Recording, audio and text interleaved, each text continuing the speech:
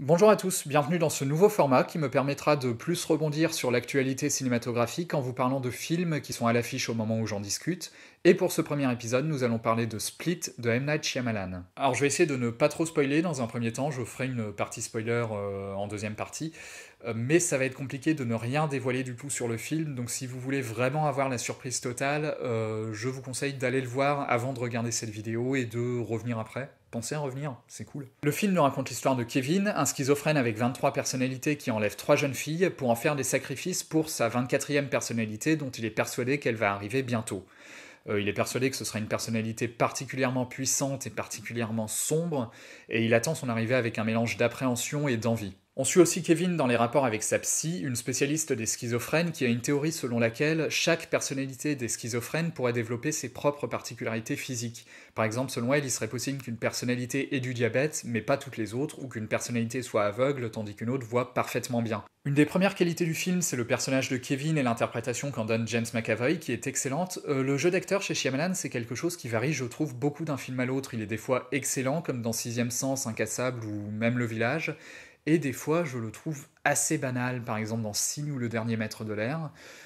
Donc, c'était quelque chose que j'appréhendais un peu, mais là, non, vraiment, McAvoy est excellent. Il arrive à donner des caractéristiques de jeu très claires à chaque personnalité. Et finalement, on en vient à les reconnaître juste à l'interprétation de McAvoy. Dans la première partie du film, chaque personnalité a son costume, ce qui permet de l'identifier visuellement. Mais plus le temps passe, moins cette technique est utilisée, et finalement, il reste juste le jeu d'acteur pour permettre de différencier une personnalité d'une autre.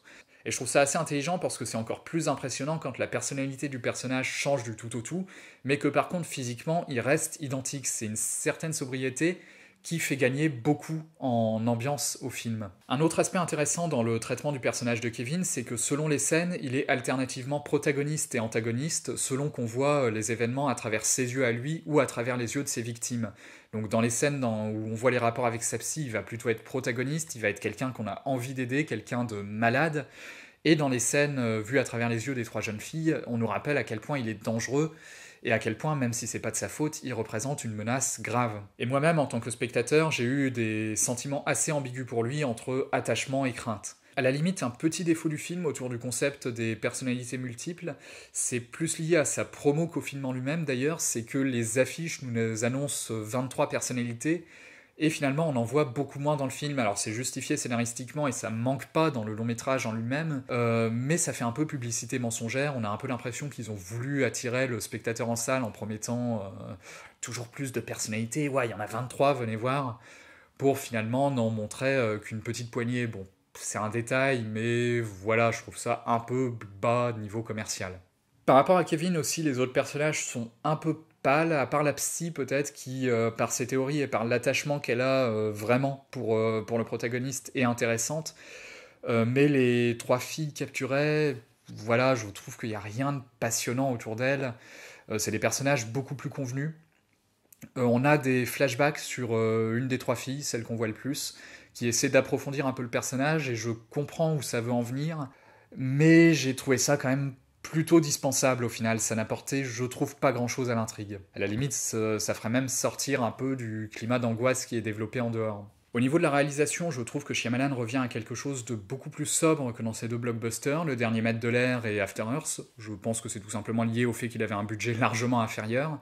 Et c'est bénéfique au film parce qu'il retrouve une des qualités de ses premiers longs métrages, à savoir un mélange de beaucoup d'élégance et de beaucoup de sobriété. On sent qu'il y a des plans qui sont très calculés, qui sont très réfléchis au niveau du cadre et de la composition du cadre, mais en même temps c'est toujours très simple.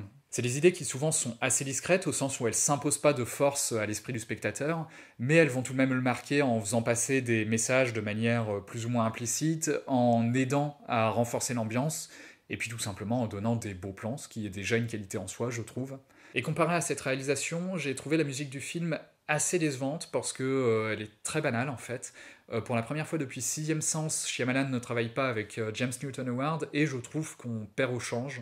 Alors je sais pas si c'est une question de budget ou d'emploi du temps ou est-ce qu'il avait tout simplement envie d'essayer autre chose, mais je suis vraiment pas convaincu. En fait, c'est une musique qui est efficace en tant que musique de film d'horreur, mais voilà, c'est une musique générique de film d'horreur, et pas une musique, je trouve, qui colle pile au film Split et au thème du film Split. Voilà, je trouve ça un peu dommage, j'aurais attendu plus du film à ce niveau-là, surtout que j'aime beaucoup James Newton Howard d'habitude dans ses collaborations avec Shyamalan. Mais encore une fois, au sein du film, on n'y fait pas très attention, ça passe plutôt bien. Et maintenant, on va attaquer la partie spoiler de cette vidéo, donc pour ceux qui n'ont pas vu le film, vraiment arrêtez-vous là, parce que je ne voudrais pas vous gâcher certains éléments. Et en attendant, j'en profite pour vous dire de ne pas hésiter à commenter, à vous abonner sur la chaîne YouTube ou sur les réseaux sociaux, Facebook et Twitter. N'hésitez pas non plus à aller voir mes autres vidéos, et surtout à diffuser autour de vous si vous avez apprécié. Voilà, merci beaucoup et à bientôt. Pour les autres, il y a 2 points que j'aimerais aborder dans cette partie spoiler. Le premier, c'est la bête, la 24e personnalité quand on la voit enfin. J'ai été mitigé face à celle-ci. D'un certain côté, j'étais content que Shyamalan ne recourt pas à des effets numériques excessifs pour la représenter. Par contre, à côté de ça, au niveau de son caractère et de sa personnification, je l'ai trouvé assez banal. J'aurais du mal à expliquer pourquoi, mais voilà, c'était un peu attendu. Comparé à certaines des personnalités qui avaient vraiment leur charme et vraiment leurs caractéristiques assez poussées, ici, ouais, ça fait un peu méchant, méchant ordinaire.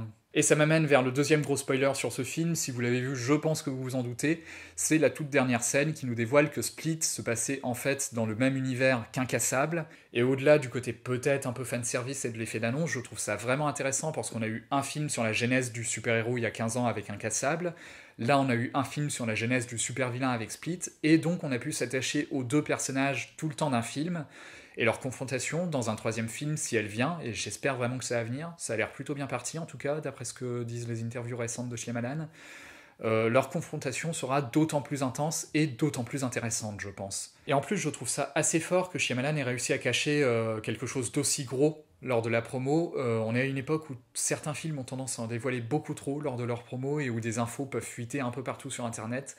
Et c'est cool de voir que, en s'y prenant bien, on peut encore cacher des choses comme ça et à laisser la surprise complète au spectateur. En plus, ça permet au spectateur de s'intéresser au film à part entière et pas seulement en tant que séquelle ou spin-off d'Incassable. Si la mèche avait été vendue, je pense que beaucoup de gens seraient allés le voir en se disant oui, on va voir la naissance d'un méchant d'Incassable et auraient surtout vu Split en vue de ce qui allait venir après. Là, non, on voit vraiment Split pour lui-même et on est d'autant plus content quand on apprend qu'il y aura une suite et que cette suite, ce sera un Incassable 2. Pour résumer, c'est un film que j'ai vraiment bien aimé. Je le place quand même, je pense, un peu en dessous de Sixième Sens et d'Incassable. Il a des défauts, mais ça reste un très bon M. Night Shyamalan, et je vous encourage à aller le voir. Même si vous en êtes là de la vidéo, normalement c'est que vous l'avez déjà vu. N'hésitez pas à dire ce que vous en avez pensé dans les commentaires et à en discuter, je serais curieux d'avoir votre avis, et à très vite.